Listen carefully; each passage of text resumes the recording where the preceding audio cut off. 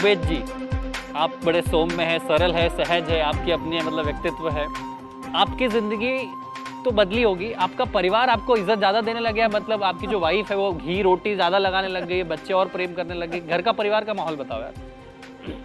घी रोटी का तो मैं ज़्यादा घी खाता नहीं क्या हूँ, देख बात लिया होगा आपने। लेकिन ये ज़रूर हुआ कि मेरी बिजीनेस इतनी ज़्यादा बढ़ गई है कि क्या घर बात। वाले और परेशान हो गए कि तुम पहले तो इतना बिजी रहते थे, अब और ज़्यादा बिजी हो गए।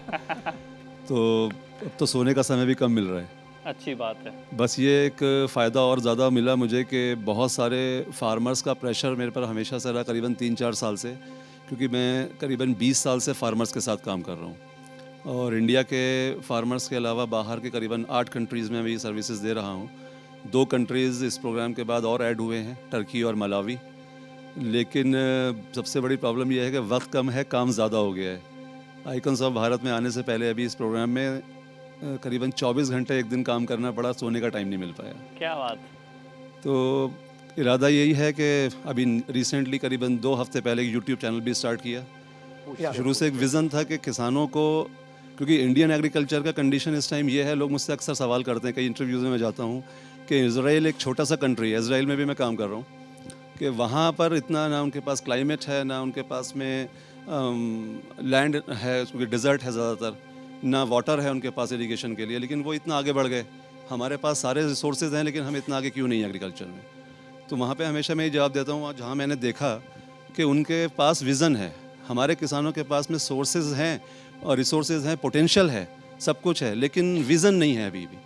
तो वो एक उनको एजुकेट करने का काम करीबन 20 साल से कर रहा हूँ, वो अब ड्यूटी और ज़्यादा बढ़ गई है, तो वो करना है। अच्छा उबैद भाई, ये बताइए कि आप एक वैज्ञानिक हैं और अपनी अच्छी नौकरी छोड़ के यहाँ पर आए, इस फील्ड में आए, आज आइकॉन ऑफ भारत बने।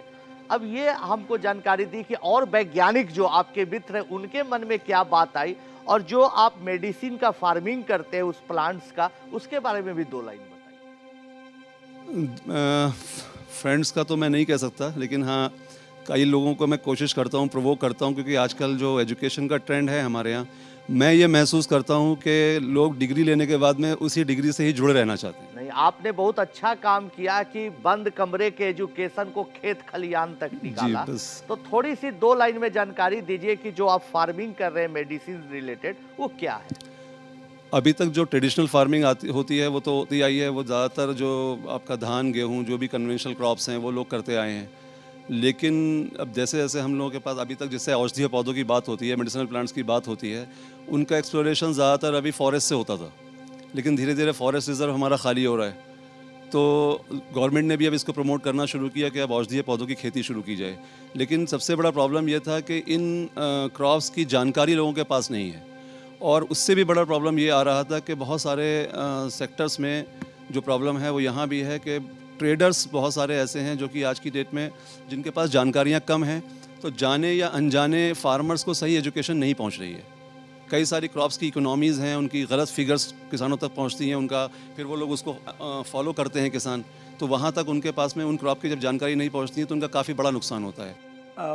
In fact, Ubaid ji, I must appreciate because apart from teaching the basics of medicinal plant farming, you also taught us about lemongrass farming in detail, how you can create various byproducts from lemongrass, and in fact this is not just with Ubaid ji, other mentors as well, other icons as well, they've come forward to share their success secrets, trade secrets, and I think these days we have seen even with big brands, they don't even share their ingredients details. There's always debate around what is being used to manufacture those products. But these icons, they've come forward to share their success secrets, which actually, I mean, anybody will think, okay, by sharing your success secrets, you may harm your own business in the future. But without having any such calculations, they've come forward to share their success secrets, and you all deserve a big round of applause for that. Thank you so much for sharing knowledge. No, Sudhirji, I think like you said, sharing knowledge is really what is so much part of our Indian ethos. Absolutely. I think, right, and to spread knowledge, if all of them had that, their journey would be so much easier. But they took the challenges and now are spreading knowledge to so many other generations and millions of people. Absolutely. I think while we are, as we all learn more, from our business or farming. I think by paying taxes to the government, we create good infrastructure. We build airports, we build roads, but then but we need to pay taxes to the society as well. Paying tax to the society means sharing knowledge and sharing opportunities. Only then you will have good people around you. So if you just have good infrastructure, that's not enough. We need to have good people around us, and all our icons are doing that. Thank you so much for that.